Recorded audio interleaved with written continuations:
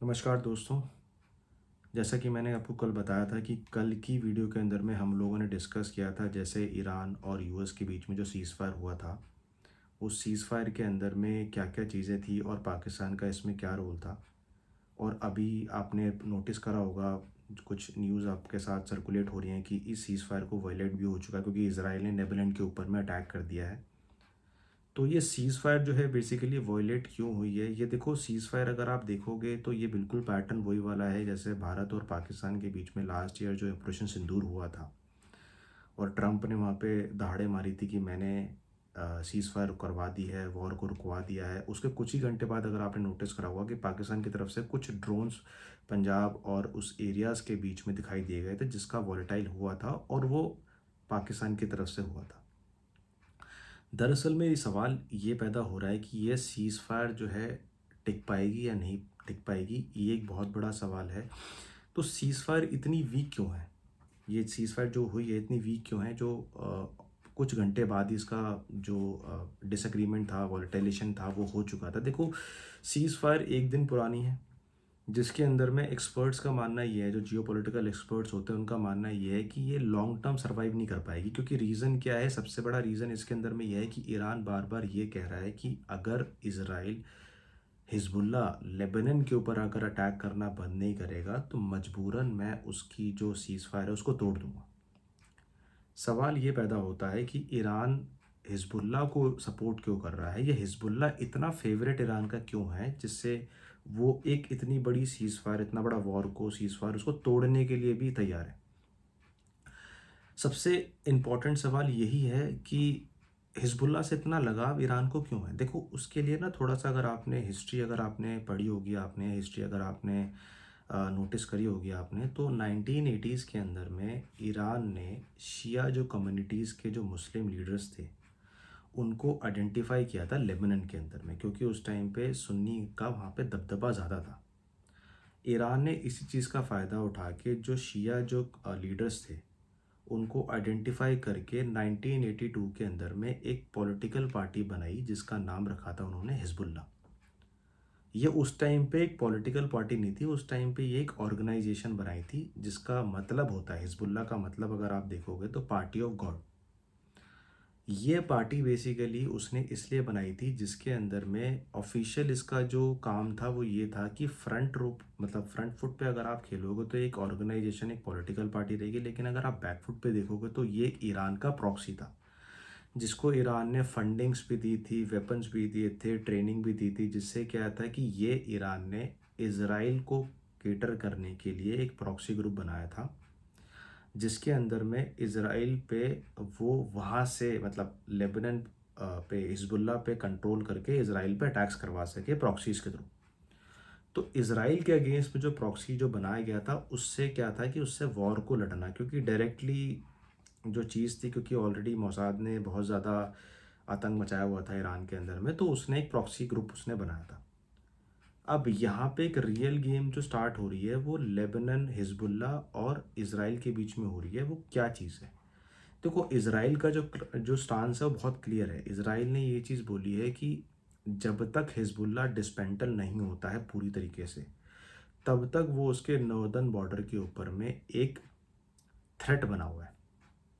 Threat in the sense, क्योंकि आपको भी पता है कि हिजबुल्ला जो है एक टेररिस्ट ऑर्गेनाइजेशन है, और मतलब फ्रंट पे अगर आप देखोगे तो पॉलिटिकल पार्टी है, पीछे से अगर देखोगे तो टेररिस्ट है, जो कि ईरान इसराइल के अंदर में बहुत ज़्यादा अटैक्स कराता है, टेररिस्ट अटैक कराता है। तो इसराइल का जो स्टांस है बिल्कुल क्लियर है। वहीं दूसरी तरफ अगर आप देखोगे तो ईरान का जो स्टांस है, वो ईरान का स्टांस ये है कि सीज़ फायर के दौरान हिजबुल्ला सेफ रहे। हिजबुल्ला अगर सेफ रहेगा तो फ्यूचर के अंदर में हिजबुल्ला को एक पॉलिटिकल पार्टी, ऑफिशियल पार्टी बना के नेगोशिएशन में बिठा सके, ईरान का ये पॉइंट ऑफ व्यू है।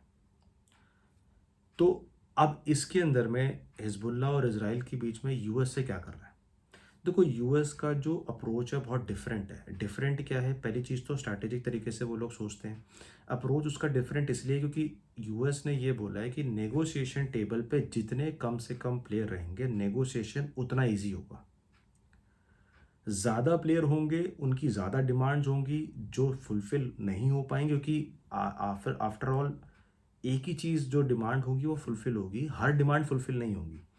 डिमांड फुलफ़िल नहीं होगी तो वॉर और एस्केलेट होगा, फिर से सीज़फायर तोड़नी पड़ेगी, फिर से अटैक्स होंगे। तो ये कहीं न कहीं बहुत बड़ा चैलेंज जो है इस टाइम पे जो डिप्लोमैट्स फेस कर रहे हैं इज़राइल के और यूएसए के, ये बहुत बड़ा चैलेंज है उनके लिए। अब ये चीज़ ये है कि यूएसए ये चाह रहा है कि मैं अपने ओपोनेंट्स को कंट्रोल कर लूँ। क्योंकि यूएस की स्टार्टिंग से यही चीज़ रही है कि वो अपने ओपोनेंट्स को इतना वीकेंड जो ओपोनेंट्स हैं उनको इतना कंट्रोल कर सकूं, तो इसलिए यूएस जो है वो ये चाहता है कि कम से कम प्लेयर रहें।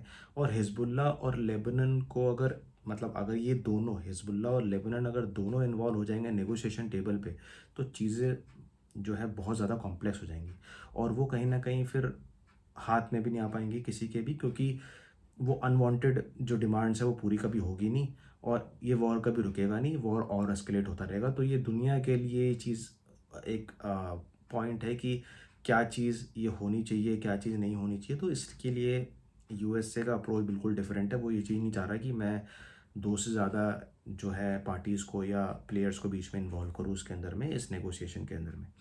अब सीज़ फायर तोड़ने का जो बड़ा रीज़न है, मतलब वो ये चीज़ अगर देखोगे तो उसमें तीन प्रोस्पेक्टिव है। पहला तो इसराइल का ऑफेंसिवनेस। इसराइल का मानना है कि जो 2 हफ्ते की सीज़ फायर हुई है उसके अंदर मैं लेबनान को इतना कमज़ोर कर दूँ, इतना कमज़ोर कर दूँ स्ट्राइक्स पे स्ट्राइक्स करके, या फिर जो भी इंटरनल कोवर्ट ऑपरेशंस करके, जिससे क्या है कि ईरान नेगोशिएशन के बाद में उसको इस लायक ना हो कि उसको फंडिंग, ट्रेनिंग या वेपन्स दे सके। ईरान का प्रेशर ये है कि ईरान ये चाहता है कि हिजबुल्ला हमेशा सेफ रहे, क्योंकि उसके लिए एक वो हिजबुल्ला हमेशा से एक प्रॉक्सी था जो इसराइल को कैटर करने के लिए उसने बनाया हुआ है लेबनान के अंदर में। और वो अगर ये चाहता है कि अगर वो हिजबुल्ला ख़त्म हो गया तो कहीं ना कहीं इसराइल को कैटर करने के लिए जो एक प्रॉक्सी था वो कहीं ना कहीं पूरी तरह से डिस्मेंटल हो जाएगा। इसलिए ईरान इस पर बार बार प्रेशर कर रहा है कि हिजबुल्ला को भी सेफ रखा जाए, हिजबुल्ला को सेफ रखा जाए, और इसको हिजबुल्ला और लेबनान को भी नेगोशिएशन टेबल पे लाया जाए। अब तीसरा क्या है कि ट्रस्ट इशू। सभी के बीच में ट्रस्ट इशू, कोई किसी को ट्रस्ट नहीं कर रहा, ना तो इसराइल ईरान पे कर रहा है, ना ईरान यूएसए पे कर रहा है, और ना ही वाइसा वर्सा जो है ये चीज़ है, कोई भी किसी पे ट्रस्ट नहीं कर रहा है। ये चीज़ जो है आगे जाके बहुत एक्सट्रीम वॉलेटाइल हो सकती है, और ऑलरेडी वॉलेटाइल हो चुकी है, क्योंकि इसराइल रुकने वाला में से नहीं है। इसराइल के लिए वो एक एग्जिस्टेंशियल थ्रेट है, और एग्जिस्टेंशियल थ्रेट को इसराइल कभी भी डीपली मतलब हल्के में नहीं लेता एक तरीके से। आप अगर देखोगे इसराइल की हिस्ट्री या मोसाद की हिस्ट्री, तो आपको पता लग जाएगा। अब इससे क्या है कि फ्यूचर का सबसे बड़ा खतरा जो है वो है आपका स्टेट ऑफ होर्मुज़। मैंने एक जो वीडियोस के अंदर में डिस्कस किया था, सीज़ फायर जो हुई थी वो 10 टर्म पे हुई थी। 10 टर्म का जो प्लान था ईरान ने यूएस को भेजा था, जिसके अंदर में एक बहुत बड़ा मेजर पॉइंट था कि स्टेट ऑफ होर्मुज़ का कंट्रोल जो है मेरे अंडर में होना चाहिए, और ईरान को एक रीजनल पावर जो है घोषित कर दिया जाए मिडल ईस्ट के अंदर में, कि ये सबसे बड़ा रीजनल पावर है, और स्टेट ऑफ होर्मुज़ भी उसी के अंडर में दिया जाए। अब आने वाले दिन में सबसे बड़ा ये जो इशू है, या ये सबसे बड़ा इशू ये भी हो सकता है कि स्टेट ऑफ होर्मुज़ अगर ईरान के कंट्रोल में आ गया, तो ईरान अब क्या कर रहा, प्लान कर रहा है, ईरान ये प्लान कर रहा है कि जो भी शिप स्टेट ऑफ होर्मुज़ से गुजरेगा उसको एक एंट्री फी देनी पड़ेगी। It's a kind of a FASTag.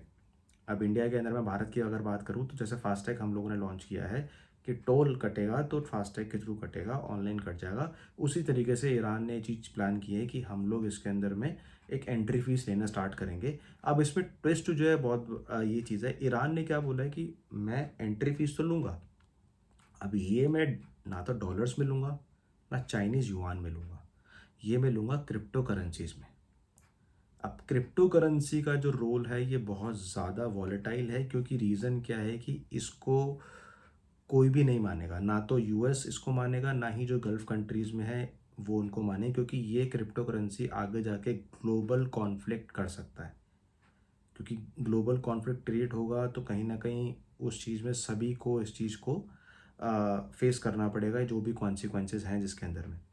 अब जैसा मैंने आपको बताया था लास्ट वीडियो के अंदर में जो कल रात में अपलोड हुई थी, इसके अंदर में पाकिस्तान का रोल क्या था। पाकिस्तान को पूरे सिनेरियो में ये लग रहा है कि मैंने एक पीस मीडिएटर हूँ, मैंने वॉर रुकवा दिया है। वो अपने आप को एक ब्रिज समझ रहा था ईरान और इसराइल के बीच में, जो दोनों को पीस नेगोशिएट करने पे इस्लामाबाद को इनवाइट कर रहा है।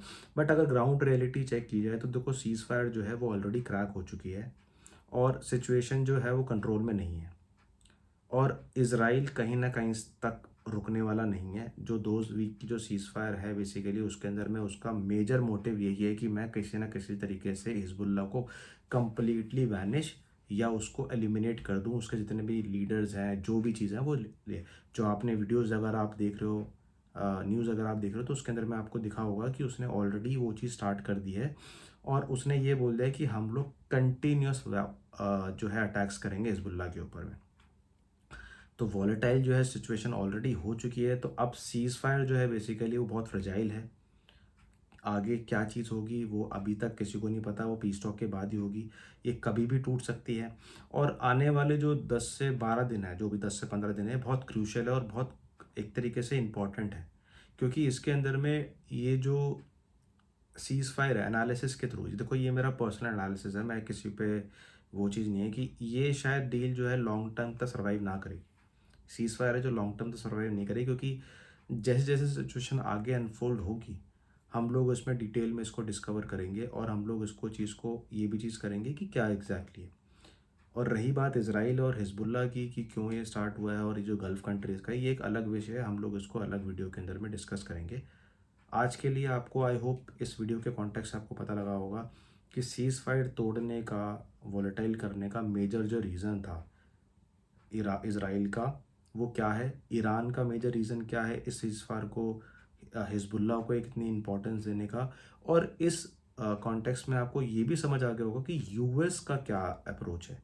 तो इसमें तीनों चीज़ों का अप्रोच मैंने आपको ब्रीफली डिकोड किया है। इज़राइल का क्या प्रोस्पेक्ट है, ईरान का क्या पर्सपेक्टिव है और यूएसए का पर्सपेक्टिव क्या है। पाकिस्तान का पर्सपेक्टिव कोई मैटर नहीं करता, रीज़न क्या है, क्योंकि उसको किसी से मतलब नहीं है, उसको सिर्फ़ और सिर्फ़ अपना ही एक इमेज को ब्रांड वैल्यू करनी है वर्ल्ड के आगे कि मैं एक बहुत बड़ा पीस मेकर हूँ या वो चीज़ है, वो चीज़ है।